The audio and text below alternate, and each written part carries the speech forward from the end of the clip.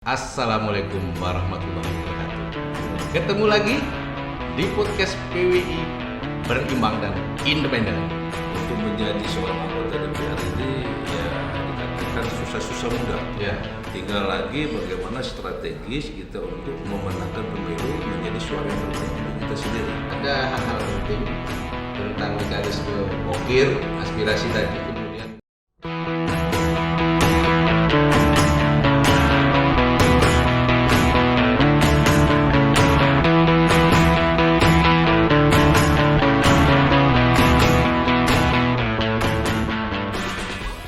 ini tadi kan masih ngambang. Nah, saya pertanyaan tadi DPR harus. Nah, sebenarnya karya terbesar selama duduk aspirasi atau pokir di mana bentuknya apa?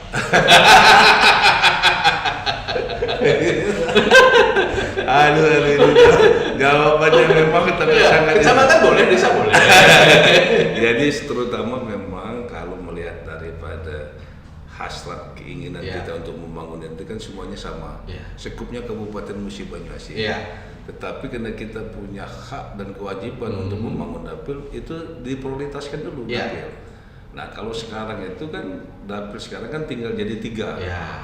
Jirak, Sungai Kerup, Plakat Tinggi. Artinya 3 ini kita harus bangun. Tentunya bisa lebih dengan skup yang lebih kecil ya. Betul. Jadi sehingga kan mereka terbagilah pembangunan sesuai dengan permintaan masyarakat. Karena itu kan melalui aspirasi tadi. Nah, tapi kalau sekarang memang kita fokusnya di plakat karena plakat itu melalui aspirasi sangat luar biasa. Artinya di 2024 sudah masuk ya? Sudah masuk. Mulai sekarang pendekatan mulai ini perubahan ABT sampai ke Indo ini memang kita kerja di Jirak Sungai Kerup dengan plakat. Jadi 3 ini harus bersamaan. Tetapi plakat lebih prioritas sekarang. Iya betul. Sangat. Berapa digit itu? Kalau nggak disebutkan besarannya. Warga plakat simak. Oke, nah tentu ini tadi kita agak porsi besar ya ngomongin aspirasi dan kepentingan konstituen. Betul. Nah sekarang kita sebagai ketua PAN, betul. Tentu dinamika yang terjadi di pusat juga menyebar ke daerah. Baik itu koalisi pilpres karena kebetulan bersamaan dengan pileg. Nah, kita ngomongnya pileg saja. Tentu sebagai ketua partai kan punya target. Dulu pernah hanya 3, kemudian zaman almarhum itu sempat menjadi partai pemenang. Nah, kemudian agak turun lagi. Nah, sekarang ini mulai menanjak lagi. Nah, kedepannya berapa target? Itu jawabannya sangat. Ya nggak apa-apa. Jadi begini, yang jelas kita alhamdulillah waktu itu kan memang kita dipilih menjadi kewajiban daripada Dewan Pimpinan Wilayah juga merestui kita menjadi Dewan Pimpinan Daerah Partai Amanat Nasional di Kabupaten Musi Banyuasin. Ya memang melalui proses yang sangat panjang, tapi alhamdulillah karena mereka juga punya kepercayaan untuk memimpin PAN di Kabupaten Musi Banyuasin sehingga kita terpilih jadi ketua DPD PAN. Nah, akan tetapi sebenarnya memang kalau dilihat daripada proses untuk memimpin ini di 2019 kemarin kan 2014 kan PAN dapat 9 kursi. 2014-2019 kan dapat 9. 2019-2024 ini menurun. Karena sudah memang seluruh menurun dari PAN itu banyak, bukan di Kabupaten Musi Banyuasinnya saja menurun, se-Indonesia. Jadi memang sangat menurun gratis. Partai lain juga. Nampak partai lain sehingga ini yang menjadi kewajiban kami untuk jadi pemimpin yang baru. Kepercayaan kan berat. Iya betul. Jadi ini targetnya naik berapa? 1 kursi, 2 kursi? Kalau sekarang kan yang dapat 2019-2024 ini menjadi 5 kursi. 5 kursi. Untuk 2024-2029 nanti akan datang. Kita sama-sama punya target, punya kemampuan, tapi kita cuma berjuang, berusaha yang bisa meridhoi ada yang Maha Kuasa. Artinya Allah Subhanahu Wa Taala. Itu target kita lebih kurang. Kalau target itu 1 dapil 1 kursi. Berarti 7 kursi. Nah insya Allah kalau memang ada perubahan nanti, setiap dapil ada yang dapat 2, mungkin bisa lebih dari 7, bisa 8, bisa 9. Gitu. Keyakinan ini kira-kira kader kita? Kalau keyakinan itu memang kita lihat sekarang proses daripada lapangan, itu kurang lebih sekitar 7 kursi. Jadi antara kader-kader kita yang sekarang ini memang dipandang mumpuni ya, untuk mewujudkan cita-cita pimpinan kan. Betul. Nah kalau untuk kita sendiri berapa, tentu duduk. Apakah perolehan, kalau boleh tahu kemarin berapa, sekarang berapa cita-citanya? Kalau kemarin kita mendapat suara karena di dapil 3 itu, di dapil 2 itu kan ada 10 kursi.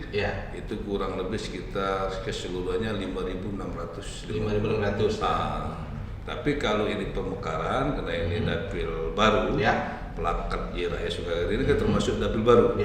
Artinya kita berusaha semaksimal mungkin bisa mencapai kursi, ya 1 kursi, yang penting kursi gemuk. Kursi gemuk. Kita nggak tahu berapa pas ini pendapatan, mungkin untuk kita sendiri mungkin kurang lebih sekitar 5.000-an.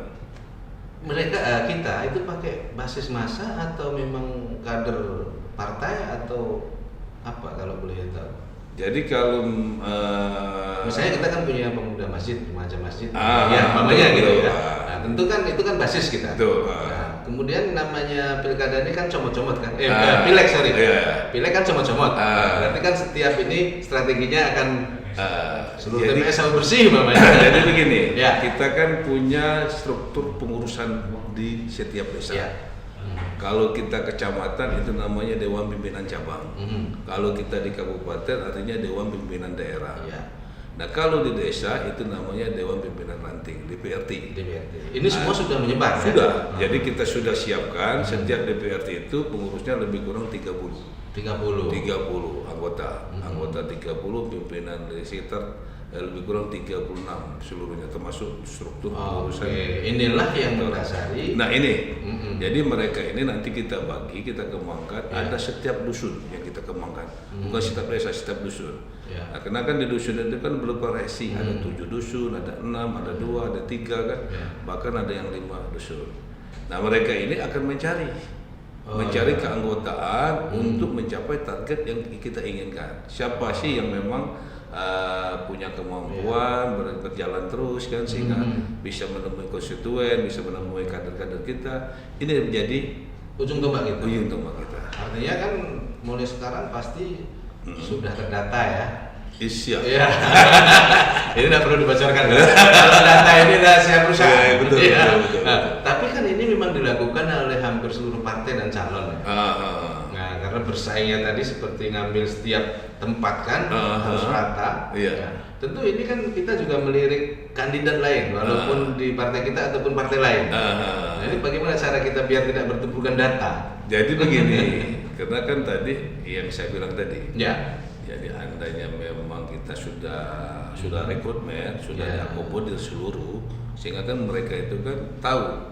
Jadi setiap organik setiap dusun itu tahu, ini warnanya merah, ini warnanya nggak usah. Itu begitu. Itu kan banyak begitu. Jadi kita sudah tahu pemahaman. Kalau kita memang yang sering terjadi tumburan itu, mereka itu ibarat bahasa itu nembak pucuk kudo. Nah, itu yang lebih bahaya. Tapi kalau sudah kita akomodir dari jauh-jauh hari, insya Allah data kita istilah itu paling benar. Jadi memang pemikiran ini saya dari tadi begitu tahu sejarah ya, dari SMA sudah berorganisasi, kemudian lulus masih muda sudah kerja, kemudian jadi pengusaha, kemudian balik ke politik. Ternyata keluar masuk otaknya masih antara pengusaha dan politik. Gitu. Maksud saya gini, dalam hal hitung-hitungan politik, ternyata hitung-hitungan matematikanya matang. Betul. Memang kita tidak terlepas, pengusaha itu dengan politik itu harus bersatu, harus sinkron.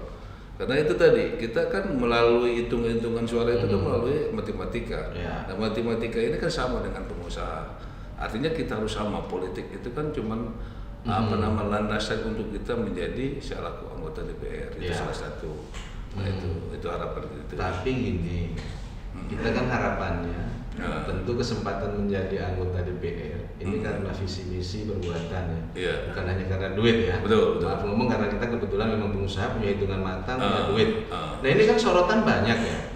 Cobalah kita ini jangan main duit lah, walaupun kita ini punya, tapi kan kita nanti bakal menjadi wakil rakyat. Kita ini punya amanah, kita punya beban. Betul. Bagaimana menanggapi itu?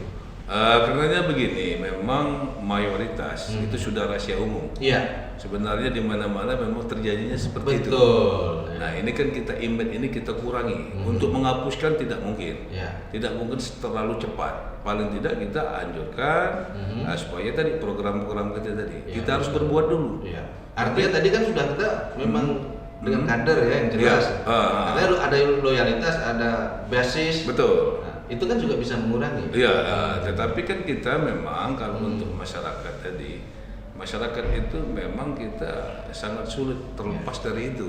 Iya. Terlepas dari situ, karena kan mereka itu selama ini kan digedor kayak itu. Iya, kapan lagi? Ini kan pesta 5 tahun kali. Itu biasanya. Sekarang saya mau ikut pesta. Tapi sebenarnya kan gini, selagi menurut saya ini, selagi keputusan itu tidak berubah, artinya saya dari A ke B, selagi tidak berubah, kemudian kita ngasih, itu kan sedekah, bukan suap. Karena kita membeli kebaikan. Iya. Kecuali kita membayar nyuruh orang berubah. Betul. Itu ada nilai suapnya. Tapi kalau kita itu sedekah. Betul. Berarti habis sedekah. Ya. Oke, pemirsa PWI Podcast PWI media independen dan berimbang. Nah, kami juga mengundang untuk seluruh elemen masyarakat berbagi, bertukar pikiran di PWI, pemilih cerdas, PWI berkualitas. Nah, oke, terima kasih banyak. Atau kita ada close statement. Nah, dari ahlinya, seorang pengusaha, politisi. Boleh disebarkan untuk teman-teman pemirsa PWI. Diminum dulu. Minum dulu. Asik ini. Iya.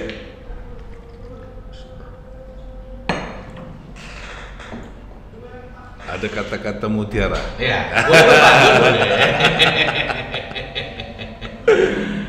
Iya. Jadi memang hidup ini kadang-kalanya tidak terpikir. Betul. Kita hanya menjalani. Menjalani, betul. Kadang-kadang kita memang kita punya usaha, kadang-kadang ada kendala-kendala yang sangat signifikan kan. Ya. Tetapi itu merupakan suatu pembelajaran.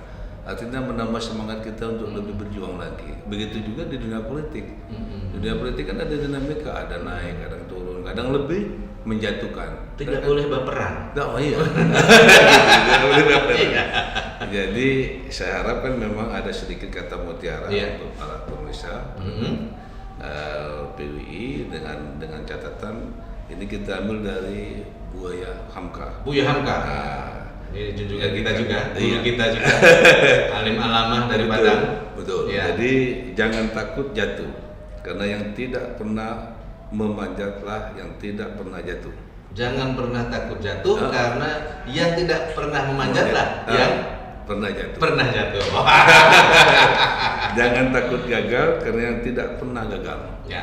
Kalau terus? Kemudian ada lagi, hanya orang-orang yang tidak pernah melangkah. Jangan takut salah, karena dengan kesalahan yang pertama kita dapat menambah pengetahuan untuk mencari jalan yang benar, dan langkah kedua. Wah, itu optimis, di tos dulu. Oke. Oke, ada lagi? Saya kira itu saja. Oke, pemirsa PWI, pemilih cerdas, PWI berkualitas. Ya, sampai ketemu lagi dengan tamu kita yang lain, dengan host saya Arif Agung. Assalamualaikum warahmatullahi wabarakatuh. Waalaikumsalam.